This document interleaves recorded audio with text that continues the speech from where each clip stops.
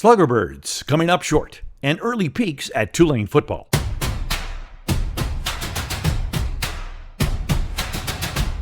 Welcome to our regular edition of the Green Wave Report from On SI Tulane. I'm Doug Joubert. The Green Wave Report is a weekly rundown of stories we put together, analysis of what went on, and what you can expect later in the week from On SI Tulane, part of the Sports Illustrated Network. If you like what we produce each week, we'd appreciate it if you'd like our stories, subscribe to our YouTube channel. It helps us in knowing what you like and what you don't like. First, an appreciation to you for allowing me a day off last week. After months of work, I took a week away from the typewriter and enjoyed some downtime, and for that, I thank you.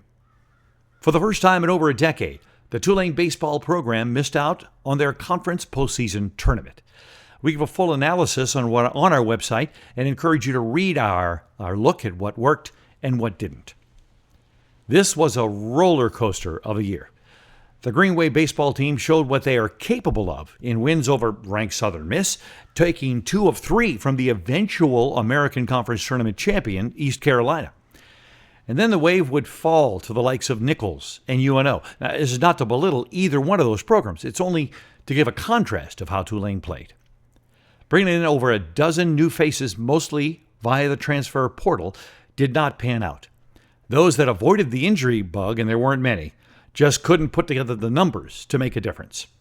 Besides all-conference outfielder Jason Wax, who was lights out, the returning Sluggerbirds could not string together consistent appearances at the plate. As we point out in our analysis of the season, the team dropped 100 points in batting average as the conference schedule wore on.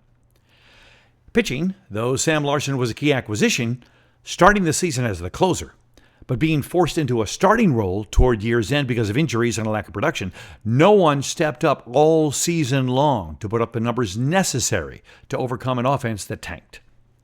So what's next?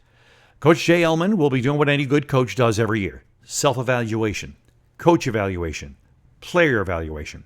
With the baseball transfer portal fast approaching June 1st, he has important decisions to make for the storied Tulane baseball program.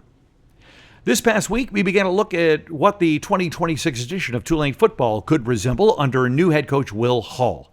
Reporter Colin Cummings took an overall look at the key returnees for the Green Wave. On Monday morning, he inspected the new faces who will be gracing the 2U roster.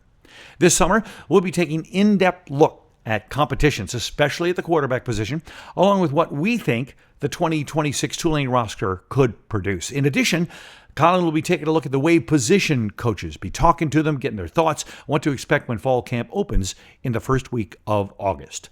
Next week, we'll be talking about what has become a very crowded quarterback room and what we think could happen in the fall.